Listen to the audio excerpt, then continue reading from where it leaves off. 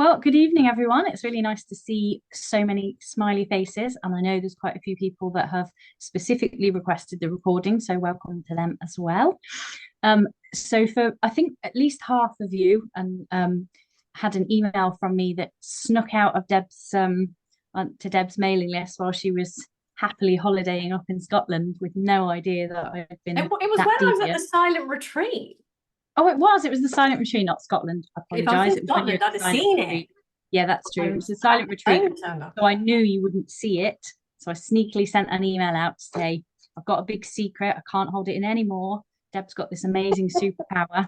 And if you want to know about it, I'll tell you, and then you can come and hear us talk. Well, I'll demonstrate how it works because it's pretty magical.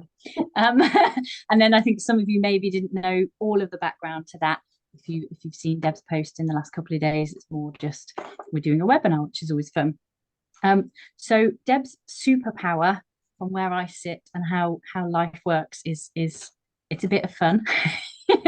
But basically what I see Deb do is spend time purposely immersed in a spiritual understanding and a spiritual conversation.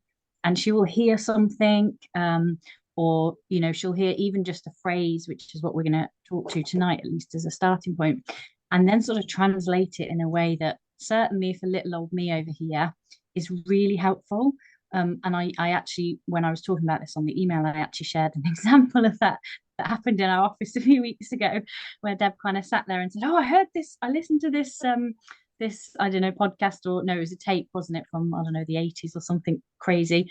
And she said, "Oh, it's really really good. This is what I heard." And she spent about sort of 10 minutes telling me these wonderful, profound things she'd heard, and I'm in raptures, like, "Keep going. This is great."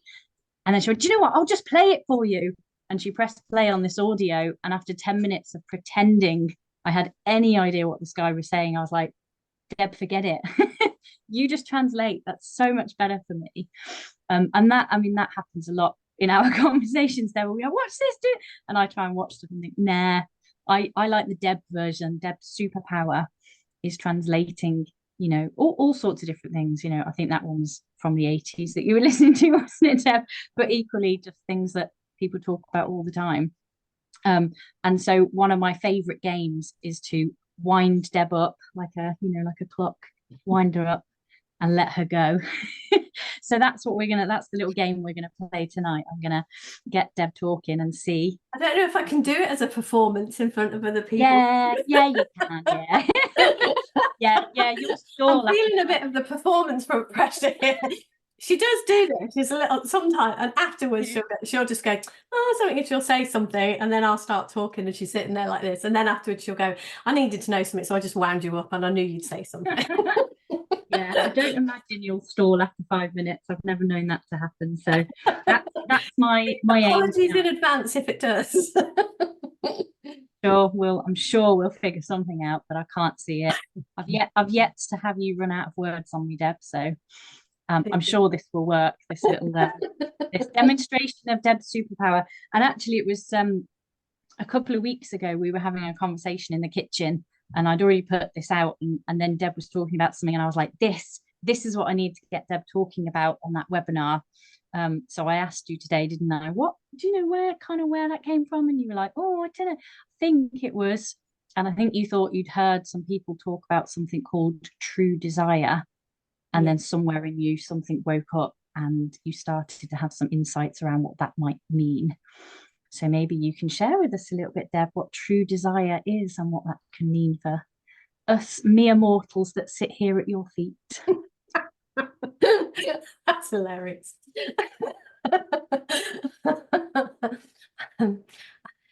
I'd heard that. I think I heard I know it's something that Dominic talks about. Dominic Scafidi, for those of you that know, who talks about true desire. And I'd kind of heard this backwards and forwarding a little bit, you will get your true desire and this kind of thing. And I think inside my head I was like, well, yeah, okay, so what's a true desire and what's not a true desire? How what's the distinction there? How do you know? And I didn't, so I just sort of left that there.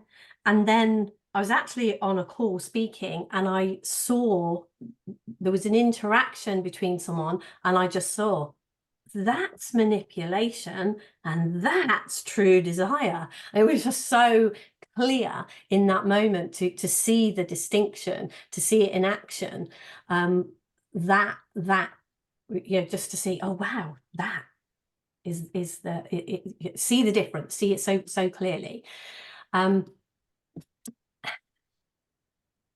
So what was the distinction? What did I see? We are obviously the premise behind this is the ask and we are given.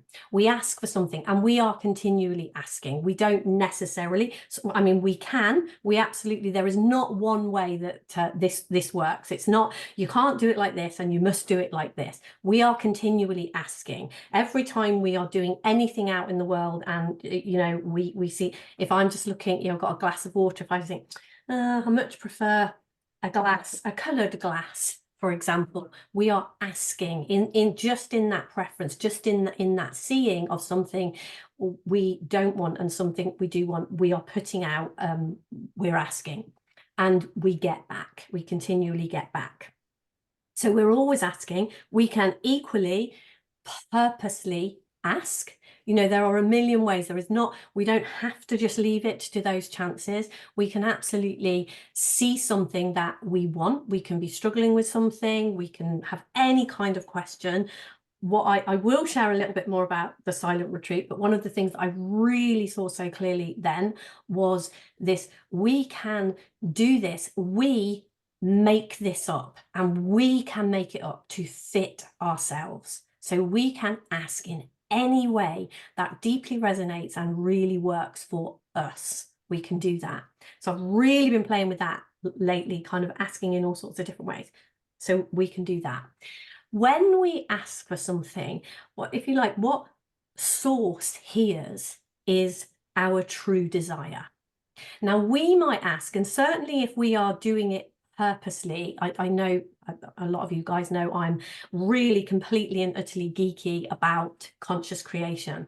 I didn't know I was a geek, and then someone told me I was, and I kind of looked and thought, yeah, you are actually, this is so true.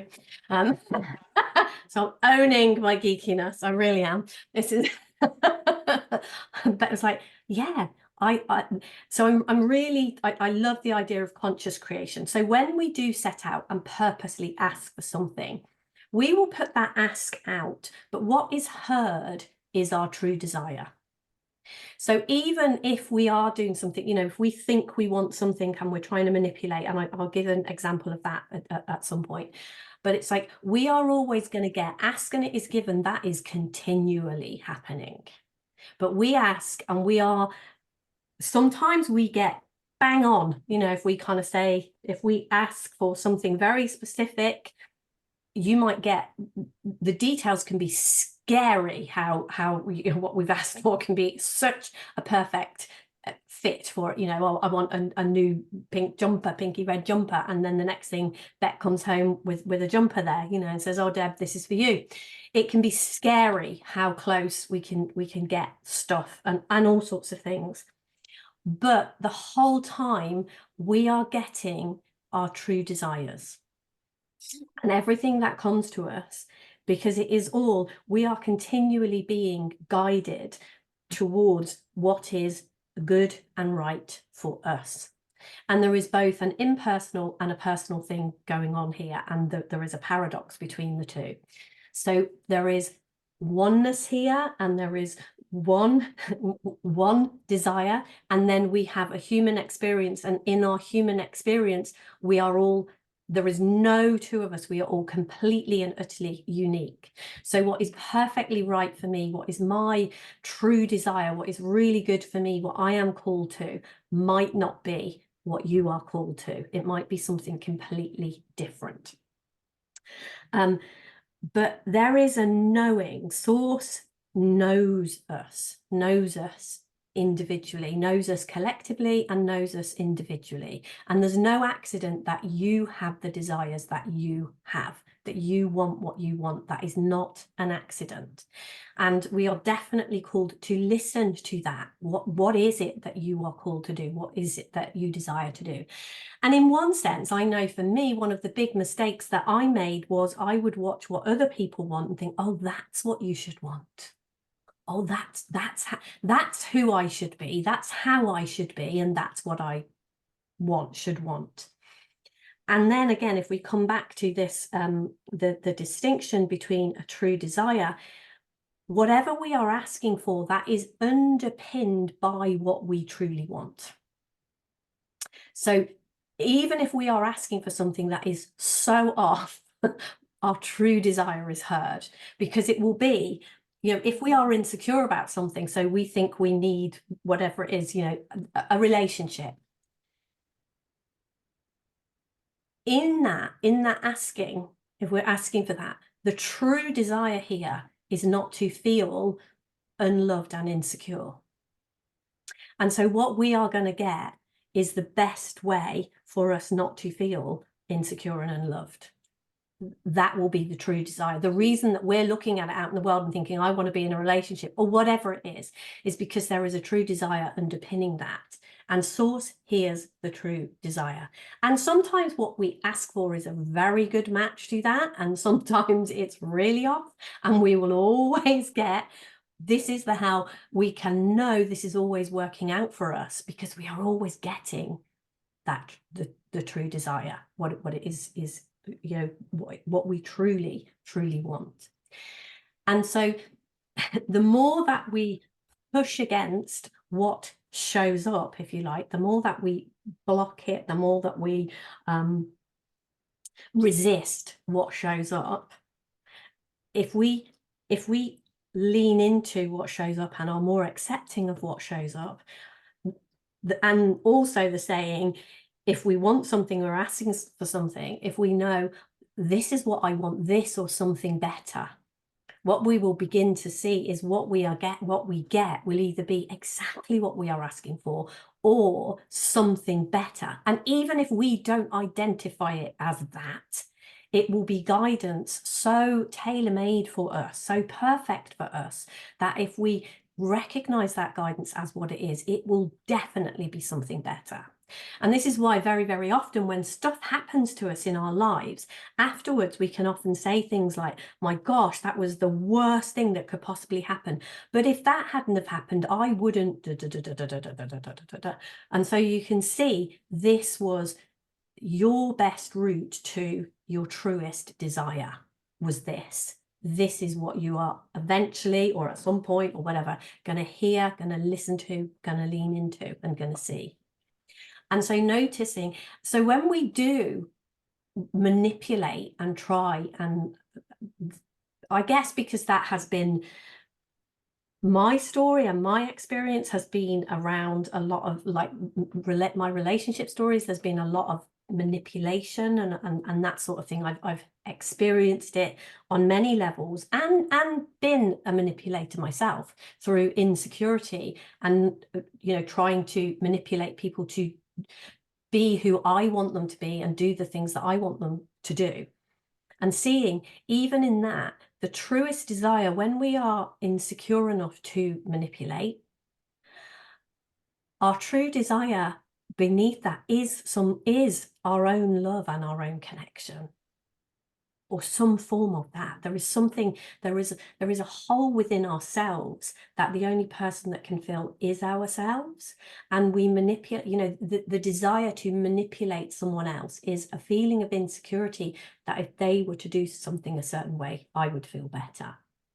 And so what we actually get is a bigger hole and a bigger hole and a bigger hole and a bigger hole we set out to manipulate, because we're going in the wrong direction, and that isn't what we need. We don't need someone else to complete us. We don't need someone else to do what we think they should do. And it's actually a great teacher when we have a realization about, oh, okay, I can be okay no matter what you do. And we learn great lessons by seeing that. saying, right, okay, my okayness is not dependent on somebody being a certain way, doing a certain thing, or anything like that. It is a huge lesson for us to see that. So even when we set out and to do that, and we get frustrated and cross maybe because we are asking for something and it feels like, yeah, well, this asking we'll receive doesn't work, you know, I never get what I ask for, I never get what I want. But if you actually take the time to see, life is always on our side. The essence of what we are created from, who we truly are, we are life. We are life in action, and the life force is always, and our consciousness, they are always expanding, becoming more, and they are always on our side. It always wants you to be more and to expand. And so we are guided, absolutely, we are guided in that direction. So when our desires are going to, our true desires will always fulfill that.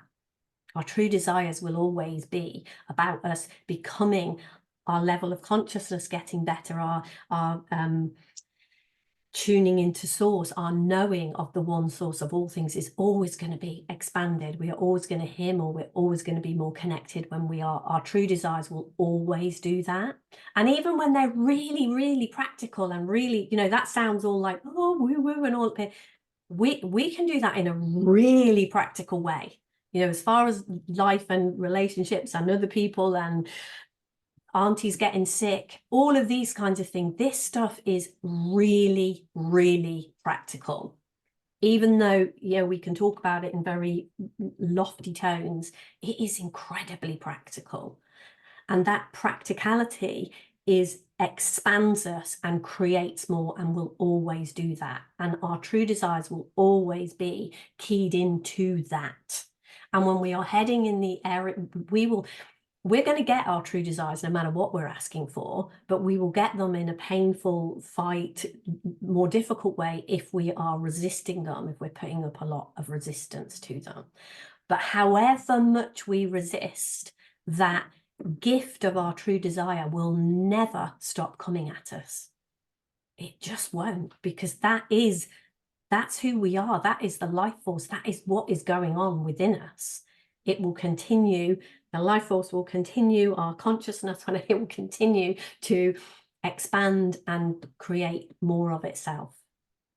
So we will always be being guided towards our truest desires. And on a very, very practical note as well, we feel that.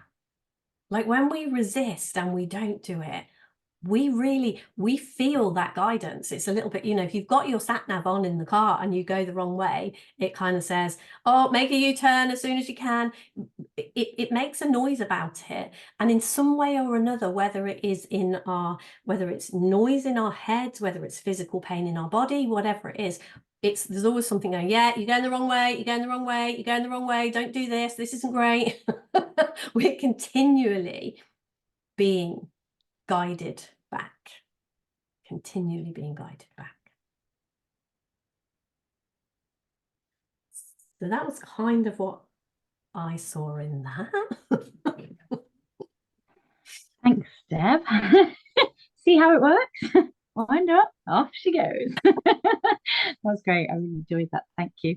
I know the other thing that we sort of said we would bring to this webinar tonight, because there's been a few people that have asked and shown an interest, is some of the insights, and maybe even just a minute on the practical side of, but some of the insights from the silent retreat, because I know you came back and sort of said, wow, having done that, how many years ago it was now, and then again only a few weeks ago, there was some real gold in that silence for you. And I know definitely for me, and there's a few people nodding, and I know when I shared this, a few of the people had come back with, we'd love to know what happened on the silent retreat as well, because I think that is, again, that's part of your superpower. You have these insights that show up for you, and they're relevant for those of us that have come here tonight. There's a reason why, something we're meant to hear. So I would love to hear a bit about that, and then maybe after that we can open up for sort of questions and conversation.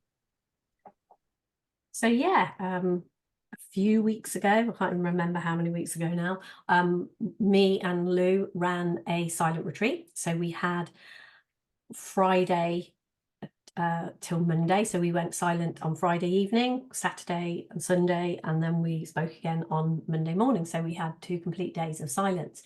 And there is real power in the silence in our minds when we can get past our own noisy chatter. You know, when we can get past that, there is something amazing that is living through us, that is us. And when we connect into that more deeply and hear it, there is some amazing things that come out of that. And I think for me, over the last few years, when I came to the principles, I was very geeky about the principles, I guess. I wanted to really dive deeply into it, find out about it, see it for what it was. What is it? And recently I have been, and I think a lot of people in the principles community have too, been opening and seeing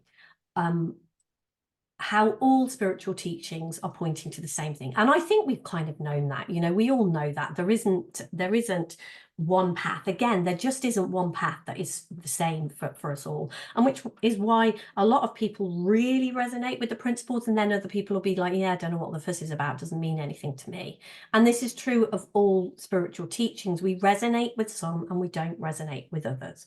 And I have definitely been expanding and looking at, and I have for quite a few years been looking at all sorts of different teachings and looking at the places where it looks to me like there is a difference, really looking at that and noticing that that is absolutely my misunderstanding of something, and then looking deeper, what is this? So the time at the silent retreat was really fascinating for me, because a few things happened to me during the retreat that potentially, I think maybe when I first came across the principles, I was much more straight-laced, if you like. I was much more, yeah, I'm not into, you know, I don't like that, and I don't approve of that, and I'm not sure about that, and I you know, whatever. I had a much more fixed idea of there being a right way, and therefore, if there was a right way, there was also a wrong way, and I needed to get it right. And I've really been starting to see through that, to see that there isn't, again, when we always get our true desire, and I've been looking at this, asking questions about this, seeing things like that. And as quite a few of you on this call know, Beck is my niece and Lucy is Beck's sister. And there is me, my lovely partner, Russ, and Lou and Beck. We all share a house. And Lou is quite different to me. I absolutely love Lou, but she is very different to me. And very much part of my journey on this has, and Lucy's, both of us. Lucy watched me, saw what I got from this, and then had this idea that she needed to be like me. And then I watched Lou and thought, I've really benefited from this. Lou needs to be the same as me. So Lou is busy trying to be the same as me, and I'm busy trying to persuade her to be the same as me. And in this mix, there's a bit of a mess going on there. So we have been great teachers for each other, great teachers, to see those differences, to see that there isn't a right way. There is Lou's way and there is Deb's way. Sometimes those ways absolutely cross, sometimes they're the same, and sometimes they're not. And there isn't one right way that fits all, and there isn't one right way even for us individually. I can see the way that I used to be isn't the way that I am now. I have moved and changed and evolved myself, as have we all in this conversation. And one of the things that really that I noticed in the silence at the silent retreat was a voice, a really clear voice in my head that was speaking to me. And I know I've kind of sort of said, you know, in my head, it looks like God speaks to me. That's how I would say it. And I've been quite free and open with Beck. You know, I've kind of said, it's really, really, really, really weird. I've known this is going on for quite some time. And there would just be things that I would know. Like, this voice has been saying things, and I'd say to Bex, I would say such and such a thing, and I'd be going, I just know it is like that. And a lot of those things have been turning out that that's how it is. And actually kind of saying that, actually coming out and saying that, feels a little bit odd, feels a little bit weird in one sense, because that has not been the person that I've ever been. But seeing a lot of that in the silence of being the silent time in the retreat, I really stepped into that and was really open for whatever was going to be said, whatever was going to be shared, really open for hearing. And I guess, you know, it's like insight or any of those things. And yeah, it was a great experience for me to just be open to listening in that way to what was coming through, to just be totally open to that. And even like, I didn't know that Beck was going to do this webinar at all. I didn't know anything about it until I got back. The only thing she said to me before she went was, if I organise something for this evening, are you going to be free on that evening? And I was like, yeah, stick it in the diary. I don't know what. And that was it. And I didn't know whether it was a family thing. I had no idea what it was. So that was the only thing that I knew. But then since coming back, some of the conversations that Beck and I have had around this, and kind of how we have been moving forward with this, and I guess this was, am I ready to share on this webinar that it feels to me sometimes like that there is a voice in my head that just shares things that seem to make sense, that seem to work, that seem to I don't even know what else to say about it. So that was one of my hugest things, I think, at the silent retreat. Just the amount of things that I just knew over that weekend, because the connection was so clear, was so open, I guess. And to hear things like that was definitely where the hearing of the right and wrong came to me really, really clearly. It was just like, there is no right and wrong here. Stop trying to find the right way. Absolutely stop trying to find the right way. There isn't one. Nobody will ever find the right way, because every single one of us, we are individuals, and it is much more about respecting each other in the way that the path that we find and the way that we find, rather than disapproving of some people's paths and believing yours is the one and only way. But it's much more about allowing people to follow their own path and to make sense of that, and an absolute knowing of there is zero need for suffering. And it is absolutely, for quite some time, I have really, really known that I know as human beings, we are definitely evolving, and we are living. If you look at how we lived even 100 years ago, we lived at lower levels of consciousness. We are moving into higher levels of consciousness. We are evolving in that sense. And everybody can do that. And we are definitely at a stage in our evolution where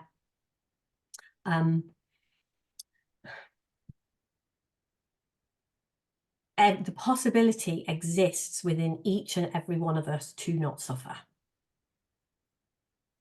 It absolutely exists within us. And it's not even about,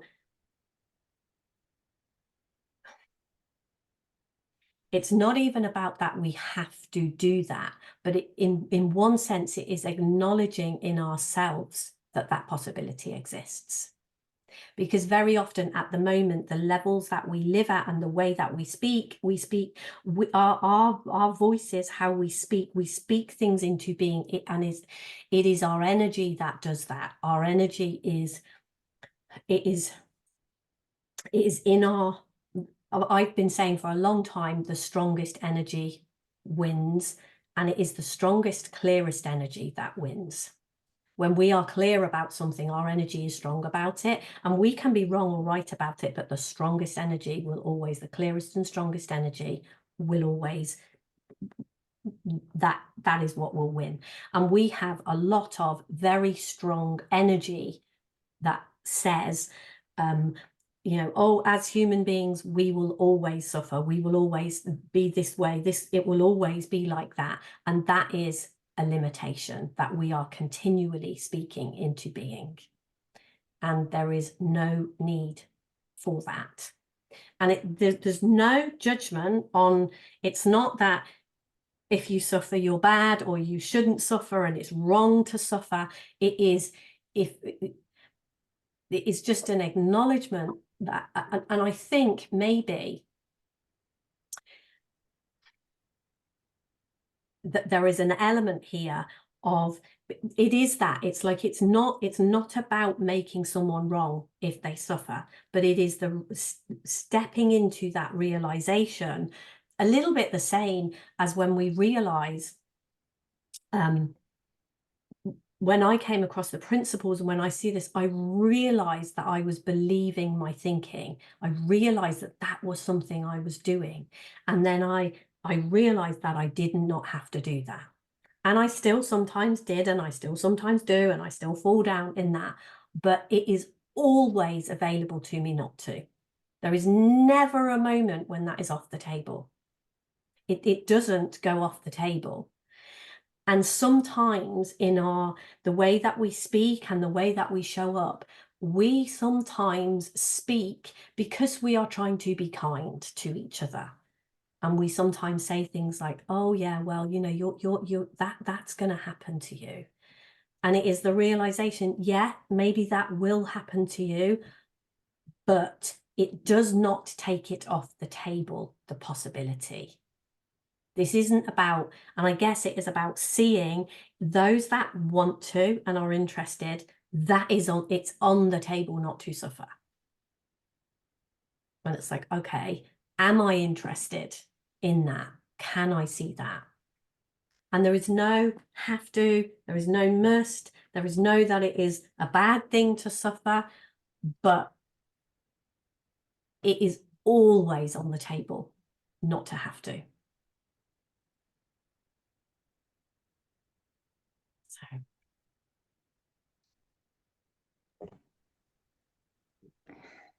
Thanks, Deb. I'm actually just going to invite everyone to sit with that for a minute, because I feel like everything you've shared has been big and powerful. And then we'll go for questions.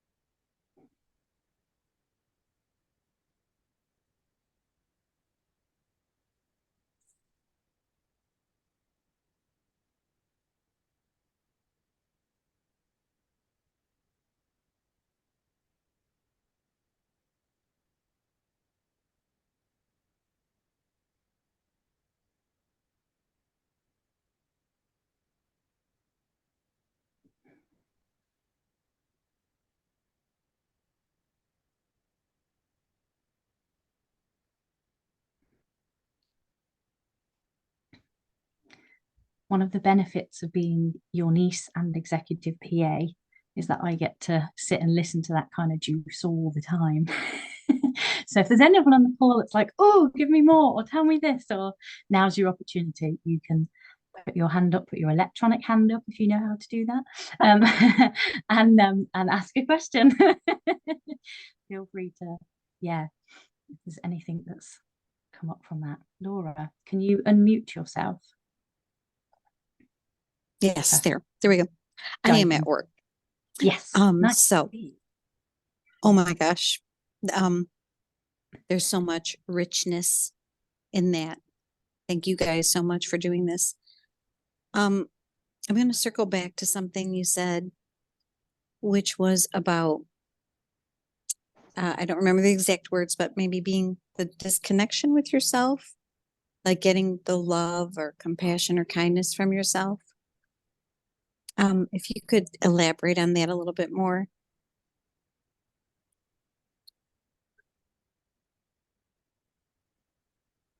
Like how would I? Yeah. We speak to ourselves internally. Our internal speech to ourselves often is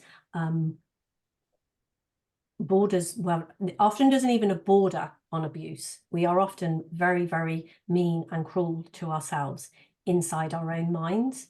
And I know that one of the things that I have zero tolerance for myself is being mean to myself inside my own mind.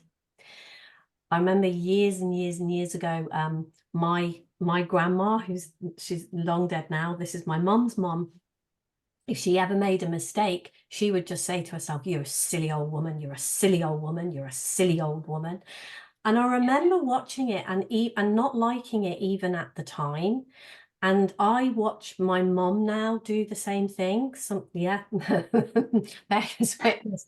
Like my mom will sometimes, if she does anything, she will say, "Oh, you're a silly old woman."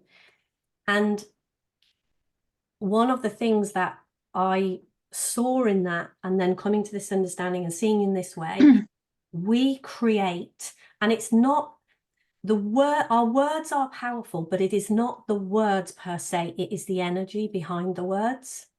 So our words are important and creative, but it is the match of energy. It is the energy that is behind them that we are saying.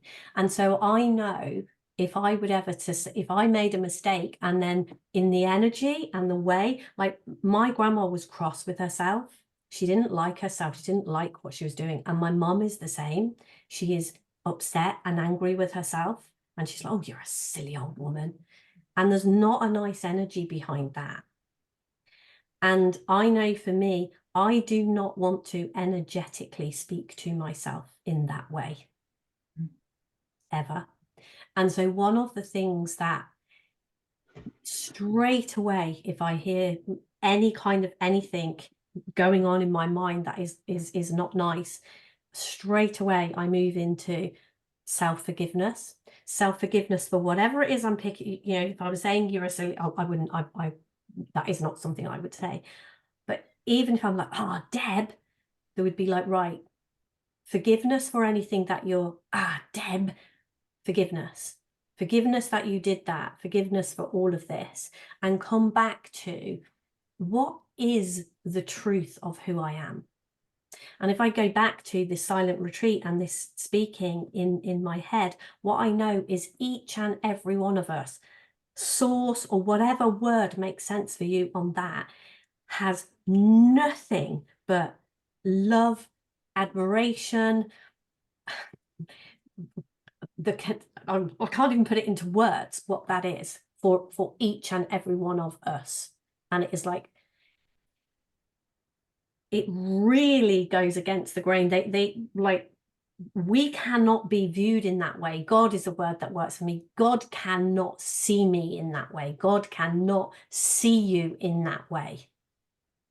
And so when we are being mean to ourselves inside our own mind, we are really, that is absolutely, we are in opposition to our true nature and who we are.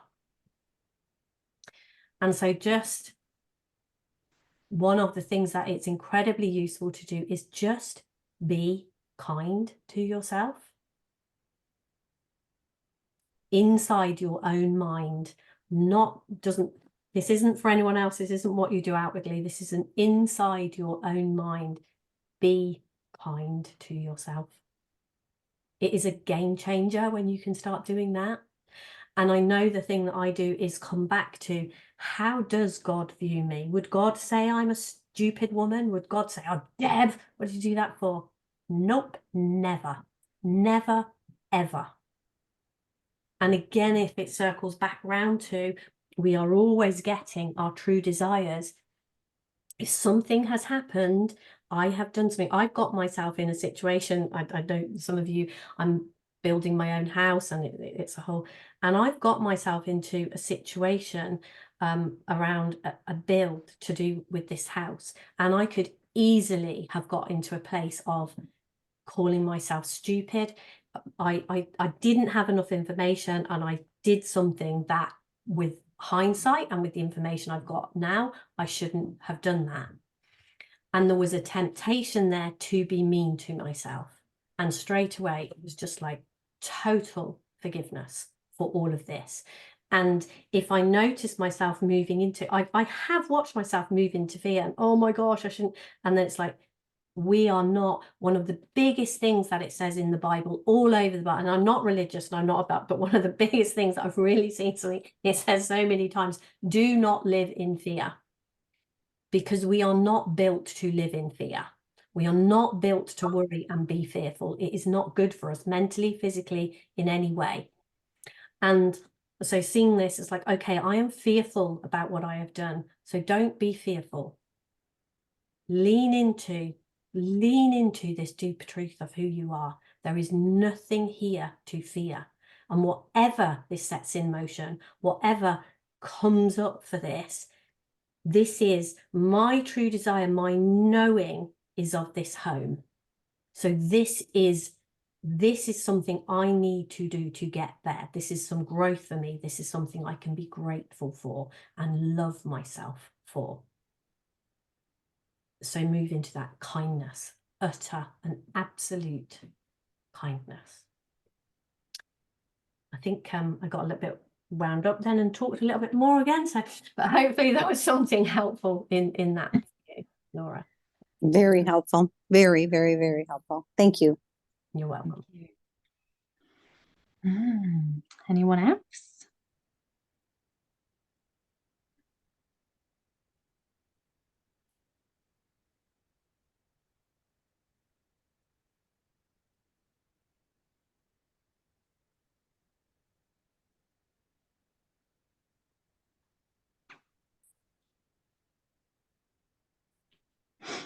I can't find my hand. They're on the end of your arm. You need to help me. I'm looking to find my hand. Can't find it. Thank you so much, Deb, as always. It's just amazing. What I heard there then, and maybe you can talk about, is there's no such thing as mistakes. There's no such thing as making a mistake. Which we all have done. Yeah, it's the paradox of that, isn't it? It's like, I guess it is the connotations, is the connotations that we make up when we use the word mistake and say we've made a mistake. It can be, again, the connotations of being mean to ourselves and saying we're stupid or saying we shouldn't have done that and those kinds of things. It's like, there's none of that. It's just like, this is going to be for everything that went before and everything that you are and everything that you want, your truest desires. This is the route to it. And so it is all accepted and all okay. Yeah, that's amazing. Thank you. You're very welcome.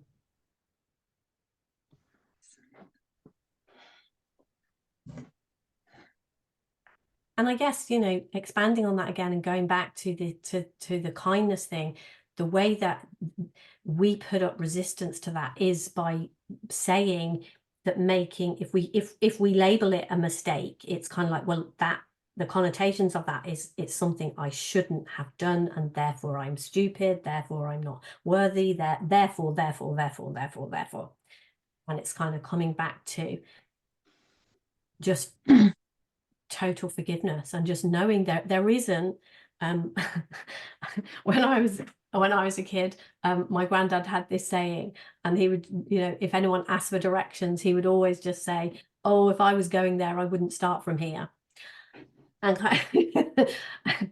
wherever we are, and the connotations of that is, oh, you can't get there from here. But the connotations of that is wherever we are, we're not stuck. We can always get to our deepest desires. The feeling, the knowing, the loving, the acceptance, the peace of mind. We can always get that there from anywhere. And labeling things mistakes in the way that we use that word and the energy that comes through us with that word, the connotation is, oh yeah, you've made a mistake, you've messed up, you can't get to where you want to go. And it's like, that just isn't true. There is always a route to where we want to go. That never changes.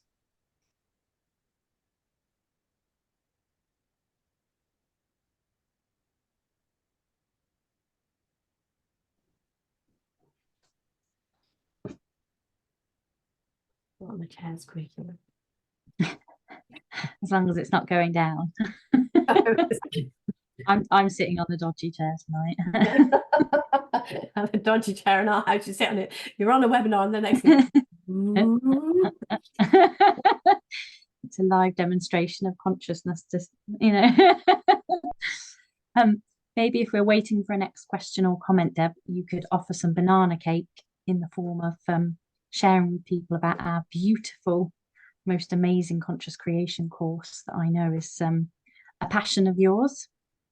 Yes. So I know some of you are already doing the 365, and some of you have done it, the 365 days of conscious creation. And there was so much learning for me in that. There was so much, so much learning. And I know, you know, having got here with the creations and with what's going on for me, I know that there is, what am I trying to say? It's freaking amazing. If you're not on the 365 and you want to do it, and we are continually looking for ways to share more in that way, to make it more than it is, to hold back nothing, to really put everything into the sharing of that. And the opportunity, you know, while you are receiving those emails, is pretty much to do like Beck says, wind me up and listen to what comes out. I'm open to be emailed, to be contacted in any way, to share, because it just feels like something so big in one sense and so simple in another sense is coming through me incredibly loudly. It's like, yeah, I want to share this. I really do. So the 365 days of conscious creation is my banana cake this evening. So if anybody isn't on that and wants to join that, then I'm sure if you reach out to us, we will give you all the information about it, and it would be amazing to have you with us on that. Have I completely missed anything, Beck? No, I was just going to follow up with, we did agree before we came on the call that anyone who is on this call or watches the replay until the end of May, we're doing a super special offer, and you can have 2 one-to-one calls with Deb in addition to what else comes with the program. And certainly for me, I know there are people on the call that are already on, so maybe they'll just nod and smile because it's, you know, to say that they think it's wonderful too, because thanks, Joe. It's one of those things. The reason Deb says banana cake in terms of our marketing is we'd like to offer you what we have, and you can say yes or no. And we see that the same way. If you come to our house, we'll offer you cake or a cup of tea, and you can say no. Definitely. I mean, anyone that does. No. Oh, Luella's just put 365 is amazing. Yeah, and it's sort of almost, when you're talking about your own program, it's almost obviously I'm going to say it's wonderful, but Luella and Joe think so too. So you know, it's not just us, but it's for me, it encaptures everything that we've wound Deb up to talk about tonight. It's just nudging you in the direction of going within, looking for your true desire, and seeing how you can step into having that and recognizing it when it shows up. Because I know for me, that was one of the biggest things around creation was I'm creating all the time, and so are you. That's just literally, we're human beings creating all the time. But I create things sometimes, and a week later, I don't even know that I've done it. And I'm like, oh, I really wish this. And Debs there will lose. They're going, well, you had that last week. That was what, you had that surprise message from someone. I actually had an email from someone this morning that told me they thought I was the very best executive PA on the planet, and they loved how I go above and beyond in my, and it's like, yeah, I ask for that kind of thing all the time.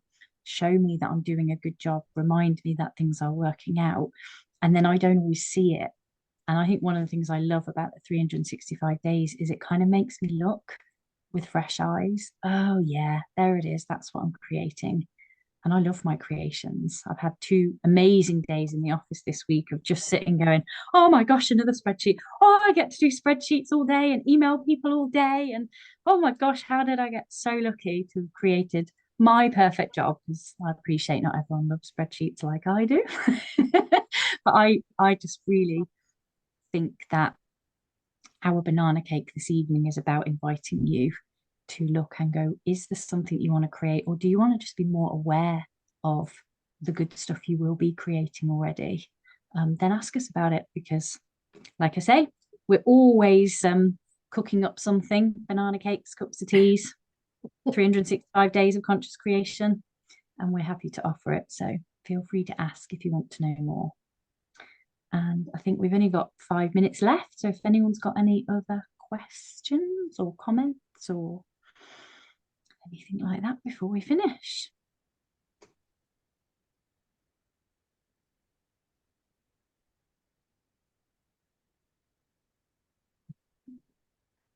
Thank you, Luella. I think there is definitely something for me as well about really getting to be comfortable in your own skin with who you are. I know for the longest time for me, the whole idea of wrong and right, and the idea of being me, somehow there has to be a holding back and a hiding in that, because I'm not good enough in some way. And definitely, and there was a lot of that over the silent retreat for me, really leaning into, no, this is okay. And again, it comes back to what Nikki was saying about this mistake thing. I think that feeds into as well about us not fully stepping into being at peace and in love with who we are, and the whole being kind to ourselves. I think fear of, wasn't it Eleanor Roosevelt or something that said, we're not scared of our darkness, we're scared of our greatness. And it is like, we are unbelievably great. And it is exactly like you said, Beck, when you just said about the banana cake, making this offer, for me, running a business, and when I look at what my deepest desires are, the idea that I want to do this, I want to speak to people in this way, and yet one of my biggest fears, I would have this. I did the whole 365, as you know, Beck. I wrote that, and quite a few people got the emails as I was actually writing them. That's how it happened. Then the 365, it finished. I wrote it over a year, and then I just had, like I often do with stuff that I do, I just thought, oh, that was probably just really useless, wasn't it? And then we were talking about something, and I said, oh yeah, I need to be better. I need to be better at this. And then I was talking about that one day, and Beck just said, oh, can I read something to you? And she read one of the emails from the 365, and I was like, yeah. I said, yeah, that's really, really good. But yeah, that's one of the emails from the 365. And it's like, okay, I need to stop believing that I'm not good enough. I need to stop doing that, because it's not doing me any good or our business any good. And one of the things that I see that part of my job to step into here is to not be fearful about that side of the business. I am the very best conscious creation teacher. on the planet. Just own it. That doesn't take anything away from anyone else.